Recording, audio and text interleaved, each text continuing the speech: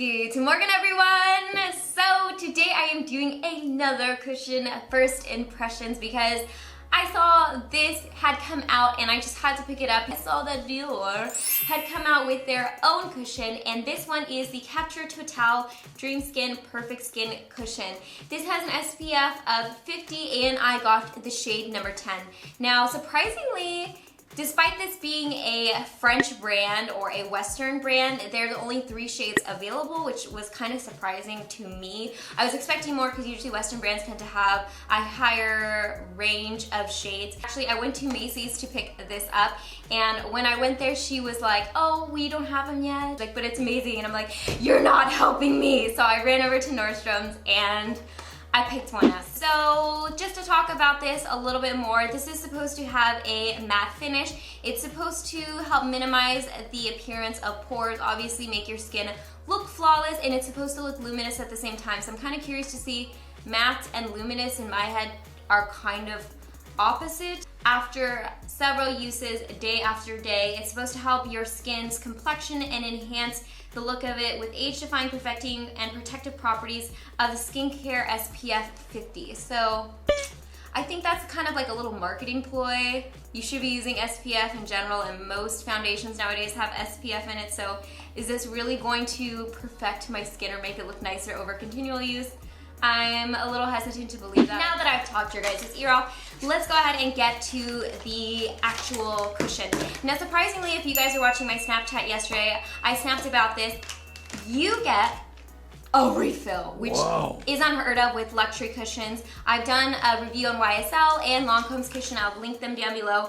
Neither one of them came with a refill, so good on you, Dior, for at least giving me a little bit more bang for my buck, because you guys, this is not a cheap cushion.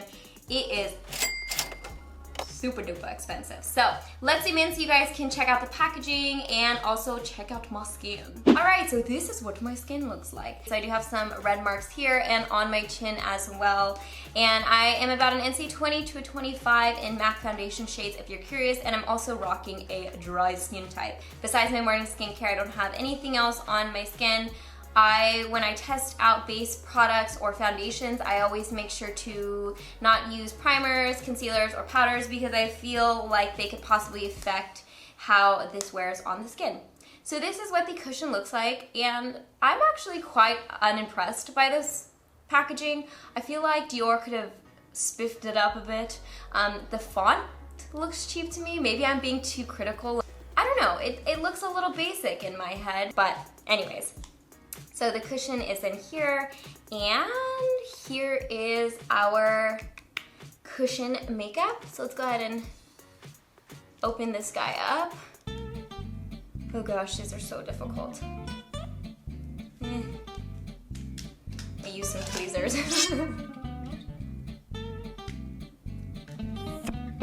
Okay, there we go. Alrighty, so this is what the cushion looks like.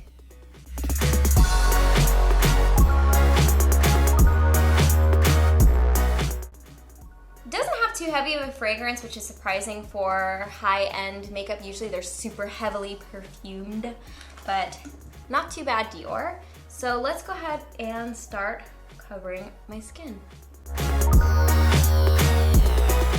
So right off the bat, this is very low coverage. This is probably as low as it gets, but maybe we'll be able to layer this on in a little bit.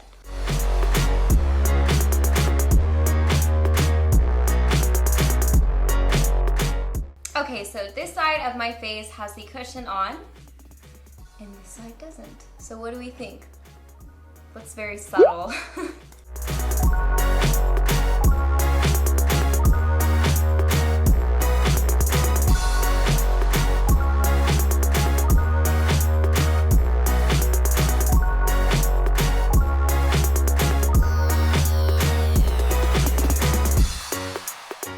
So this is what what my skin looks like after freshly applying the cushion foundation all over my skin.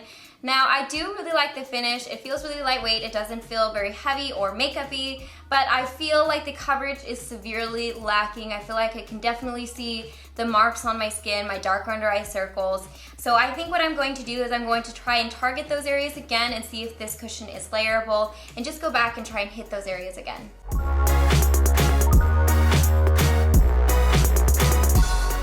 Okay, so I went back and applied another layer. I honestly don't feel like it helped at all.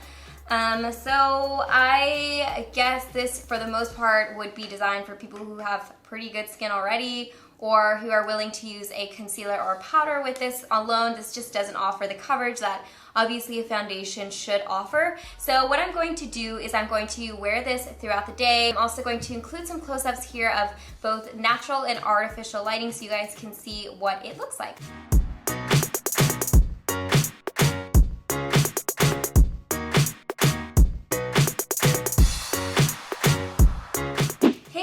Now it has been about 7 hours that I've had the Dior Dream Skin Perfect Skin Cushion on my face.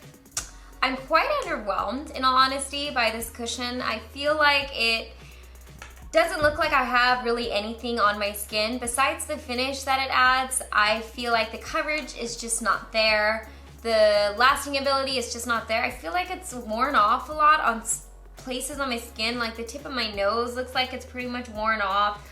On my cheeks it looks pretty worn. So I'm just really not enthusiastic about this product. I feel like for how much it costs, it's definitely not worth the price tag, because if I'm gonna spend this much money on a cushion that's called Dream Skin Perfect Skin Cushion, this is just not doing it for me. So I am gonna probably go ahead and check in with you guys one more time later on in the day just to see if there are any changes. However, I don't really think there are gonna be much, only because it's pretty much gone already. So I'm gonna go ahead and throw in some close-ups here so you guys can check it out for yourself in both artificial and natural lighting, and then I will see you guys in a couple more hours. Bye guys.